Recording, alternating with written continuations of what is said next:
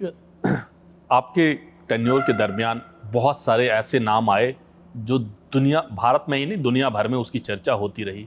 चाहे बात करें चार्ल्स शोभराज की, चार्ल्स शोभराज भी वहाँ पर तिहाड़ जेल में था। बात करें आपने सुब्रतो रॉय की है, और भी जो नाम लिए आपने यूनिटेक वाले चंद्रा की। तो शोभराज के बारे में क्या कहानी है? उससे बड़ा नटवर लाल तो दुनिया ने देखा ही नहीं। देखिए, जो शोभराज जो है,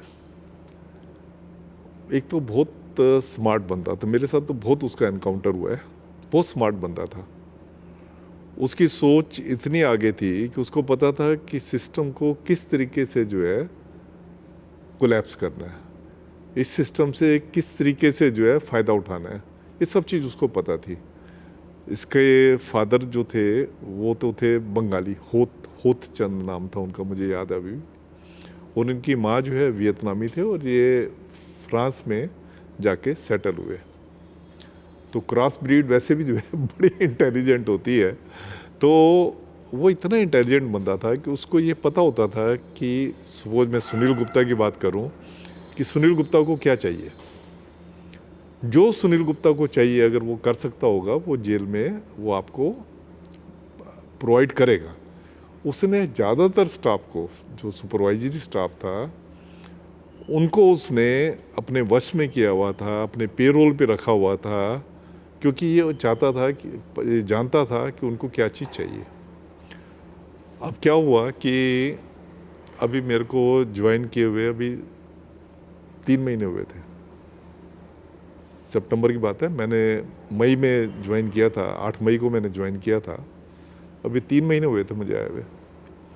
तो अखबारों में इतना आता था, Charles Sobhraj rules Tihar jail, Charles Sobhraj is blackmailing the prison staff, ये वो बड़ी बातें होती। तो एक दिन अचानक मेरी इवनिंग ड्यूटी थी, तो ज्ञानी जैल सिंह जी आ गए। वो तब होम मिनिस्टर होते थे, क्योंकि अखबारों में इतना कुछ आता रहता था। तो ज्ञानी जैल सिंह जी ने कहा कि पार्लियामेंट सेशन चल रहा है, क्यों ना मैं इनको ये बताऊं कि मैं खुद जेल में होके आया हूं और देख के आया हूं, और स्थिति वैसी नहीं है जैसा कि अखबारों में आता है। तो आए, तो मैं ड्यूटी ऑफिसर था उस टाइम। बहुत थोड़े से ऑफिसर होते थे जेलों में। तो 3 महीने की नौकरी, कोई ट्रेनिंग नहीं, कोई कुछ नहीं। तो एकदम ही वो आए, तो मुझे जो हमारा जेल स्टाफ का था कहता, सर कोई सरदार जी आए हैं, वो कह रहे हैं मैं होम मिनिस्टर हूँ। तो मैं उनको अंदर आने दूँ? मतलब मैं प्रोफेशनलिज्म इसमें झलक रही है कि कितना प्रोफेशनलिज्म था हमारे से। तो कहता उनको आने दूँ? मैंने कहा भाई यार होम मिनिस्टर आए हैं। मैं भागता हुआ गया बाहर, देखा तो वाकई। तो उनके ऑफिस ने आपको बिना फ़ोन किए अचानक उन्होंने दौरा किया। तो मैंने कहा, मैंने जाके उनको पूरा इज्जत से मैं अंदर लेके आया। तो उन्होंने मुझे कहा कि सुनील, जहाँ पे चार्ल्स शोभराज को रखा है वो दिखाओ। तो मैं इनको चार्ल्स शोभराज के उसमें ले गया, सेल में। तो चार्ल्स शोभराज से ये बात हिंदी में कर रहे थे, चार्ल्स शोभराज जवाब इंग्लिश में दे रहा था, मैं बीच में इंटरप्रेटर का काम कर रहा था। तभी जैसे निकलने लगे ये बी क्लास में, क्योंकि चार्ल्स शोभराज को उस टाइम पे 2 क्लासें होती थी, बी क्लास, सी क्लास। आजकल नहीं है, आजकल एक ही क्लास है। उस टाइम बी क्लास और सी क्लास होती थी। बी क्लास जो है वो देते थे जो ग्रेजुएट होते थे और या इनकम टैक्स पे ही होते थे at the time of admission in the jail, उनको बी क्लास में भी मतलब अगर पैसे हैं, आप पढ़े लिखे हैं, तो आपको सुविधाएं उसी हिसाब, बड़ी अच्छी सुविधाएं होती थी। क्या क्या मिलता था उसमें? जैसे बी क्लास के होते थे, जो सी क्लास वाले थे उनको नाश्ता नहीं मिलता था, बी क्लास वालों को नाश्ता मिलता था, अलग किचन होता था, अंडा, दूध, घी, ये अंडा, बटर, पराठे, रोटी, सब्जी वगैरह, वो कुछ सप्लीमेंट भी कर लेते थे। तो उनका एक तरह का होता था जैसे रियल हॉस्टल में रह रहे होते हैं, उस तरीके से वो रहते थे। बहुत थोड़े लोग होते थे, क्योंकि अगर आपके जेल में 2000 लोग हैं तो 50 या 55 लोग बी क्लास होते थे, बाकी सारे सी क्लास होते थे। तो चार्ल्स शोभराज बी क्लास का वो था। मैं इनको लेके गया वहाँ, इन्होंने आपस में बात की।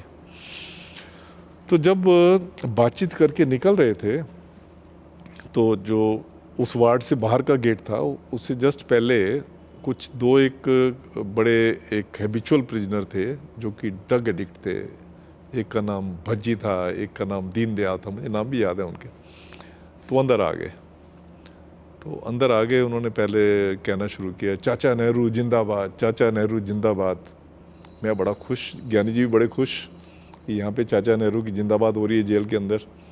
मेरे आप ये देखें ना, 3 महीने की नौकरी थी, मैं क्या उसमें गाज कर सकता था। मैंने ये गाज किया कि शायद ये देशभक्ति के नारे लगा रहे हैं। उसके बाद क्या हुआ कि उन्होंने फिर दूसरे वार्ड भी देखे, वहाँ भी ले गया। तो मेरे से जब मेरे एसपी ने पूछा कि कैसे विजिट रही, मैंने कहा जी बहुत अच्छी विजिट रही, चाचा नेहरू जिंदाबाद के नारे लगे। ज्ञानी जी बड़े खुश थे, visibly he was very happy. तो मैंने उनको बताया, मैंने कहा यहाँ प्रिजन्स में 15 अगस्त 26 जनवरी बड़े ज़ोर शोर से मनाते हैं, इसलिए इन लोगों में देशभक्ति का भाव काफ़ी है। उनको अच्छा लगा। अगले दिन अखबार में पढ़ा मैंने कि जब ज्ञानी जेल सिंह जी गए, चार्ल्स सोबराज को मिल के निकल रहे थे, तो किसी एक प्रिजनर ने उनको शराब की खाली बोतल दी और कहा कि यहाँ सब कुछ मिलता है, ये चाचा नेहरू की जेल है यहाँ सब कुछ मिलता है, ड्रग्स भी मिलती है, सब कुछ मिलता है। तो और मुझे पता लगा कि ज्ञानी जेल सिंह जी बड़े नाराज थे और उन्होंने कहा है कि जो भी रिस्पॉन्सिबल है उनको सस्पेंड कर दो अगले दिन अखबार में पढ़ा मैंने, उससे अगले दिन, कि मेरा सस्पेंशन वाले में नाम था और 1-2 डिप्टी सुप्रिटेंडेंट उनको भी सस्पेंड कर दिया। पर मामले ने इतनी तूल पकड़ ली थी कि तब उन्होंने सुप्रीटेंडेंट को भी सस्पेंड किया और उनको भी यहाँ से, क्योंकि हरियाणा कैडर से तब लोग आते थे यहाँ पे, तो उनको वापस हरियाणा भेजा। तो मैं बड़ा हैरान था कि मुझे सस्पेंड क्यों किया, ये तो टर्मिनेट करना चाहिए था, क्योंकि मैं प्रोबेशन के ऊपर था। चलो ईश्वर की कृपा थी कि सस्पेंड किया।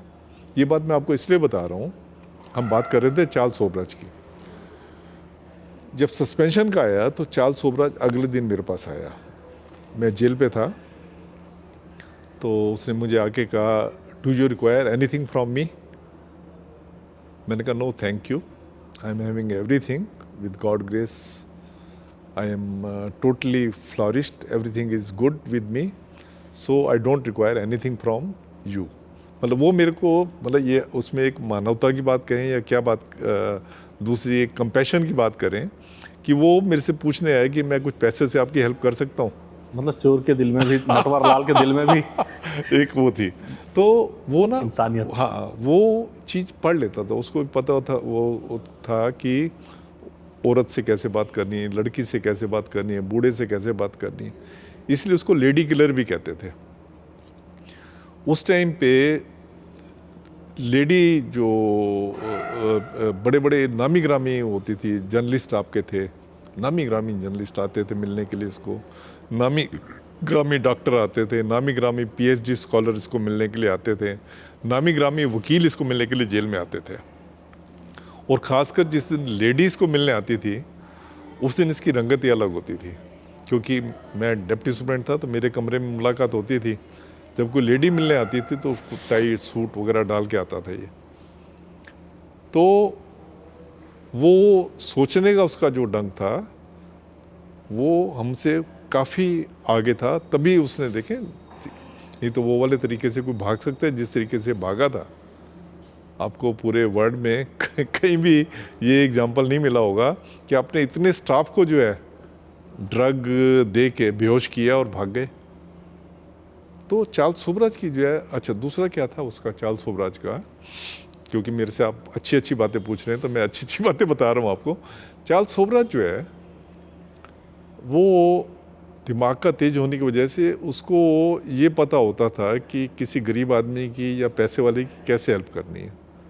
वो उनके मुकदमे वगैरह बनाता था, पेटिशनें उनकी लिखता था, और उसकी जो पेटिशनें लिखी हुई होती थी उसके ऊपर ज़्यादातर पेटिशनों के ऊपर जो, क्योंकि उसका लिखने का तरीका ऐसा होता था कि ज़्यादातर पेटिशन के ऊपर कोर्ट से रिलीफ मिल जाती थी।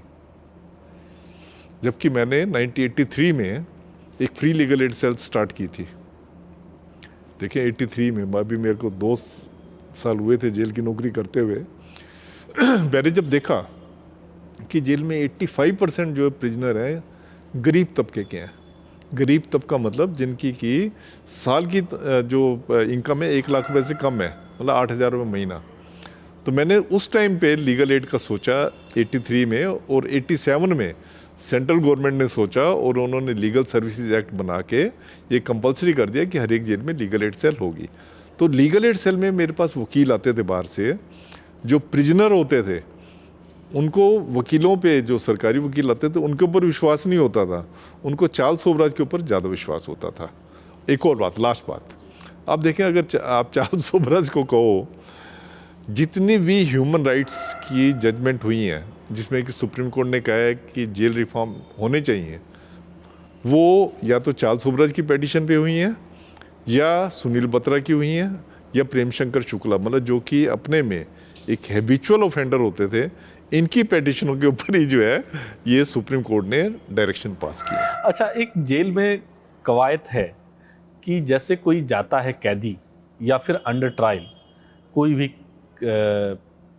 अपराध करने के बाद, तो जेल के अंदर उसको अपने तरीके से सज़ा मिलती है।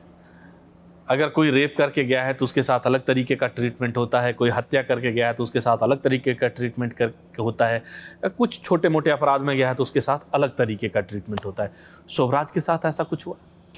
नहीं, देखिए, ये वाली चीज़ ना जो आपने कही है बड़ी नॉर्मल चीज़ है। हर एक जगह जो है, हर एक, आपके जर्नलिस्ट में भी जाएंगे हम, वकीलों में भी, वकील हूँ मैं, वकीलों में भी, वहाँ पे एक क्लास होती है। कोई अगर जज से रिलेटेड है तो अपने आप को ज़्यादा उससे चलेगा, कोई गरीब घर से है तो थोड़ा दब के चलेगा, बीच वाला है तो अपने उससे चलेगा। ये सब जगह होता है। जेल में भी ऐसे है कि जिसने मर्डर किया होता है वो अपने आप को बड़ी हायर क्लास का समझता है। वो छाती ठोक के कहता है, अरे मैंने कुत्ते बिल्ली को नहीं मारा, इंसान को मारा है। तो ऐसे इस तरीके से जो डकैत होता है वो भी कहता है मुकाबला करके मैंने किया सब कुछ, वो भी सिर ऊंचा करके चलता है।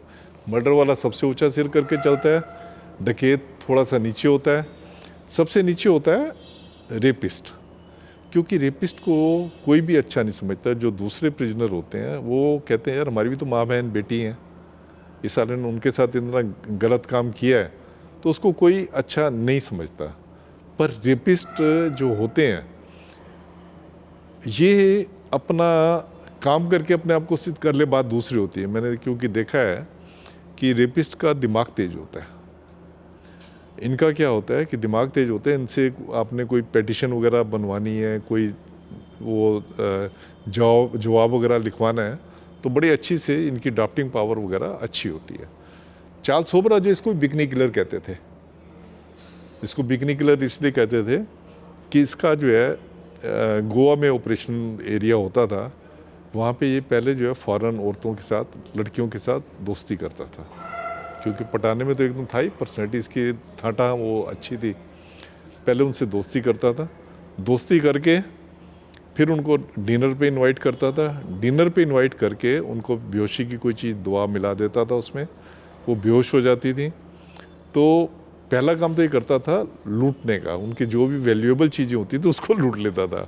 आपकी लिखी हुई जो किताब है ब्लैक वारंट, उस किताब की का जो वेब सीरीज़ है उसमें मैंने देखा कि चार्ल्स सोबराज जो आज की तारीख में हम लोग ये देखते हैं कि एमएमएस बना लिया या फ़ोटो क्लिक कर ली, जो ब्लैकमेलिंग का धंधा, वो ब्लैकमेलर तो था बड़ा वाला। हाँ, ब्लैकमेलर था वो। ब्लैकमेलर इसलिए था कि उस टाइम पे हम जब नए नए गए थे तो हमें ये सुनने को मिलता था कि सुप्रिटेंडेंट और डिप्टी सुप्रिटेंडेंट उस टाइम पे जो है, तो उस टाइम पे गिने चुने अफसर होते थे। सुप्रिटेंडेंट डिप्टी सुप्रिटेंडेंट जो है दोनों इसके पेरोल पे हैं, क्योंकि इसने डिक्टाफोन में उनकी कोई सीक्रेट बात है जिसमें कि वो ब्राइब वगैरह मांग रहे हैं या और कोई फेवर मांग रहे हैं, उसको इसने रिकॉर्ड किया हुआ है।